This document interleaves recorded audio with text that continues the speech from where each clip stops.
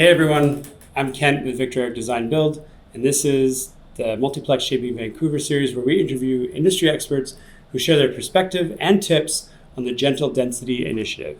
Today, I'm interviewing Bruce van Hunenstijn.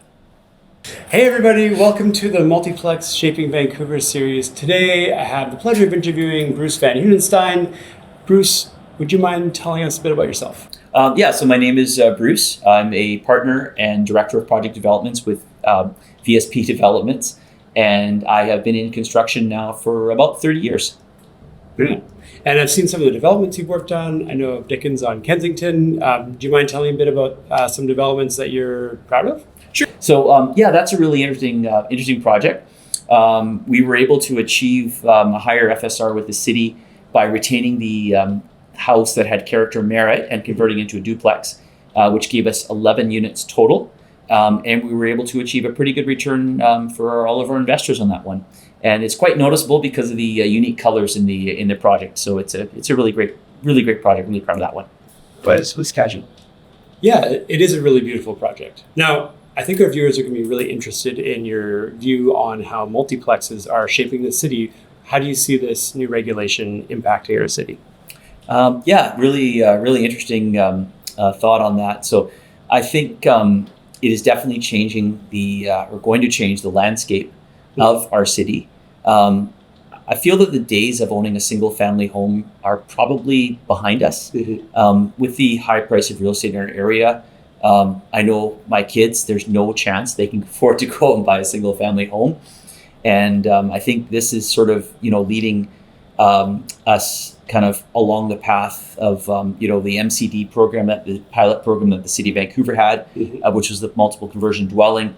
And, kind of going along the lines of the duplex and expanding that further. Now we're going to 3, 4, 5, and 6 units, mm-hmm. Potentially 8 if it's rental, on a single family lot. And, really I think what that means in the long term is the streetscape is going to change. Because mm-hmm. before, really, what did you have? You had a condo, or you have a townhouse, or a single family home. And duplexes, they existed, but there wasn't that many areas, at least in Burnaby, that was zoned for that. Vancouver had a few more. Mm-hmm. But now you've got this kind of what they're referring to as the missing middle, mm-hmm. There, which I think is going to provide a very good option for a lot of people. And I do think that it's going to, provide an option for a lot of people that is relatively affordable. Mm-hmm. We're talking Vancouver, so affordable might be considered under $2 million, but still relatively affordable, at least in comparison to a single family home. And also from a condo's perspective, you're allowing people a house at grade where they can have a family, they can walk outside with their pets and things like that, which I think is much more livable than that typical condo, which is probably good suited for singles and couples that have just gotten together, but families is not that great for. Okay, yeah, and condos been around for decades. Duplexes, less time than that, but they seem to be really well absorbed and adopted. What kind of hurdles do you see for multiplexes being adopted going forward? The couple hurdles I see, it's interesting that for the most part, at least in Burnaby and Vancouver, the parking regulations are either minimal or non-existent. And that is definitely a consideration, off-street parking. I think for the areas that have a high walk score, it's not going to be much of an issue. For the other areas, though, I think the developers are going to be considering what's ultimately going to sell and probably will resolve that somewhat themselves. And, my personal experience, I've lived in Burnaby, Vancouver area most of my entire life.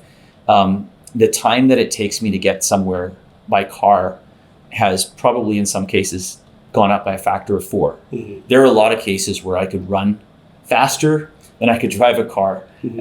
And I know you bike. Yeah. So, that's become a good thing. So I think as we kind of keep evolving in our city here and it does continue to densify and expand, driving is becoming less and less. Mm-hmm. So parking is a consideration, but probably we'll get past that one.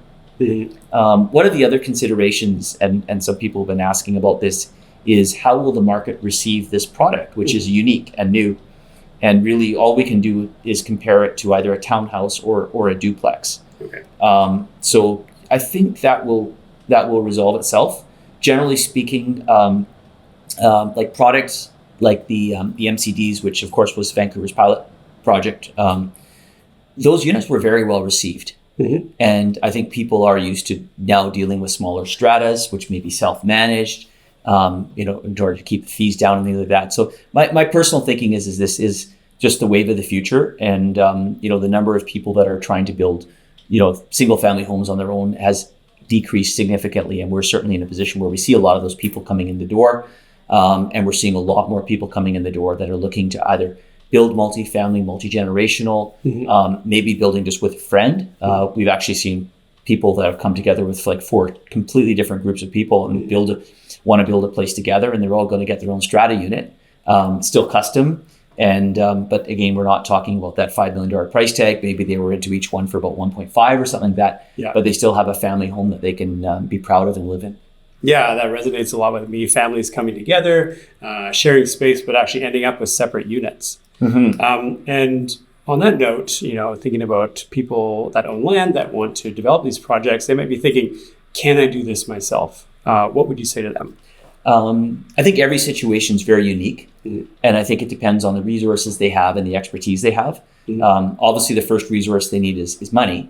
You need to be able to finance a project like this. And if you are looking at doing a, say a 4-unit project on your property, you're going to have to obtain financing, unless you're independently wealthy. So, you're going to have to be dealing with the bank. You're going to have to deal with all the aspects of the development. So most people would need some help. Okay, yeah. Can they manage the project themselves? Can they? Can you speak to maybe say the legal the legal considerations? Sure, that's a really good point. Something a lot of people aren't aware of is that anything over 4 units does require a disclosure statement. Okay. And if you've bought a pre-sale condo before, you've probably read one or glanced through it. They're usually 50 or 100 pages long. They're very, very long, detailed, complex legal documents that also have to be written correctly. So if you're doing 4 units or less, that's not required. It's pretty, I'd say it's almost similar to doing a duplex or a single family in terms of the complexity of the project. But if you're going over 4 units, then it does become quite a complex project and does require a lot of extra legal work to be done. So I think all these things are very project specific. Finishing up on the legal considerations, there's a disclosure statement. There's all the legal that's required also for setting up a strata. For those of us who haven't set up a strata before, it's relatively complicated. And people often aren't even aware, but a duplex still requires to have a strata. And the thing is with a duplex, they're usually non-conforming, meaning that they're not following all the rules. But if both parties are in agreement and there's no issue, it's fine. When you do start to get to 3, 4, 5, or 6 units, it does become a bit more complex, and it does need to be set up correctly. Otherwise, there can be a lot of issues with that. And there's also fines that you can get if you're not setting things up correctly and having the appropriate amount of reserve funds available and things like that. As a developer especially, it's really important to set all those things up correctly, and they do become a bit complex. So it's usually good to get some help with that. Oh, can someone do one of these projects themselves? They could. It definitely does take some skill and expertise. And if those people built a house, say 20 years ago, the climate has changed. There's a lot more consultants, there's a lot more complexity and a lot more rules and regulations that they're going to have to jump through. So certainly if someone is a builder or a developer, they would be able to do it. The average homeowner probably is going to get into trouble. And there's a lot of areas to go wrong. And first of all, we have to get through all the permitting process with the city. We have to deal with all the consultants. We have to get our bank financing done. If it's over 4 units, we need to have our disclosure statement done so we can do pre-sales. So there's a lot of complexity. And of course, if you're managing a contractor, they also need to be managed correctly. Right. And you need to make sure that they're doing what they need to do. And with the financing, with single family homes, it used to be very simple. You'd get 3 draws from a bank, and the bank would send out an appraiser. They charge you $300, or it probably used to be $200, and they would then you'd get your funding. On these more complex, larger projects, you're probably going to be dealing with a quantity surveyor, which the bank is going to require, and they have some pretty detailed technical requirements that you need to kind of work with, and that's required in order to get your funding. Okay. So a lot of times, there's a lot of complex things that need to be dealt with, and usually better to have an expert involved that's guiding you. So it's kind of like, you probably wouldn't write your own will. You're going to go talk to your lawyer to write that, right? So yeah, so larger, more complex projects than a single family used to be, probably similar to maybe a commercial development. Getting there, yeah. Commercial can get even more complicated depending on the size and the scale. But these are sort of maybe tweeners in terms of that, yeah. But they are definitely leaning on the more complex side for sure.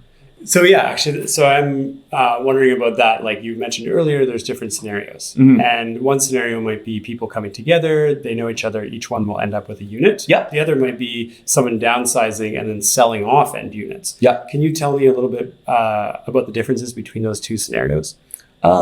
Yeah. So I guess in one scenario, there'd be a single owner who would potentially be selling or maybe keeping units for rental or maybe for family members. And the other scenario probably would be a little more complex because you have different people with different needs and wants and desires that are going to have to be managed. So I think in that particular scenario, it's even more important to make sure that you're working with someone that's able to navigate everyone through those and get everyone on the same page. From interior design, everyone could have their own style. That's fine. But if we're doing a single building, it's pretty hard to have, ultra modern on one side and, a Tudor on the other and a Craftsman on the other side. So a lot of those things people need to be in alignment with. Again, if it's a single person, they can make their choice and it's very easy. And yeah, I think both of those scenarios can work. And at the end of the day, the nice thing is they're going to be strata titled. So they're not owning part of a building; they're owning their unit with everything that comes along with that. So that works quite well for them. What should someone look for when they're going out and choosing a development manager for a project like this? Good question. I think the first thing is someone who's probably been around for a little while, and also someone who is able to take the project from start to finish. Yeah. And can give good advice and is looking at the project as a whole. That's probably the most important thing is the feasibility of the project. Right. Because if you're going down the wrong path, you're going down the wrong path. You want to make sure that everything's going to align, that you've got a good project team. You know what everyone's charging, how those fees are being charged, when they're being paid, how much money you need for the project, how long the project's going to take, what is the end result going to look like. All those things are super important. So choosing a company or a development manager that can handle those aspects is really, really important. So Bruce, it sounds like development for a multiplex could be a really complicated process. And I'm wondering for viewers who might be thinking about a development like this, but haven't chosen a development manager yet, how can they find one? How can they reach you? Well, if they want to reach out to us and ask some questions, we're always happy to answer those. They can reach us at hello@vspdevelopments.com, and we'll post that on the video here for your reference. Awesome. Well, I've learned a lot today, and I'm sure our audience has too. So I just wanted to say thank you so much for joining. Thank you for having me. Hey, I really hope you enjoyed that interview with Bruce. If you haven't visited our channel yet, make sure to do that. There's lots of great tips on there. And if you want to learn more about the technical regulations around multiplex, feel free to check out our multiplex webinar. I'll put the link below. Other than that, make sure you're subscribed to our channel because we'll be bringing lots of expert interviews on the Multiplex Shaping Vancouver series. We are VictorEric Design+Build, and we create amazing spaces.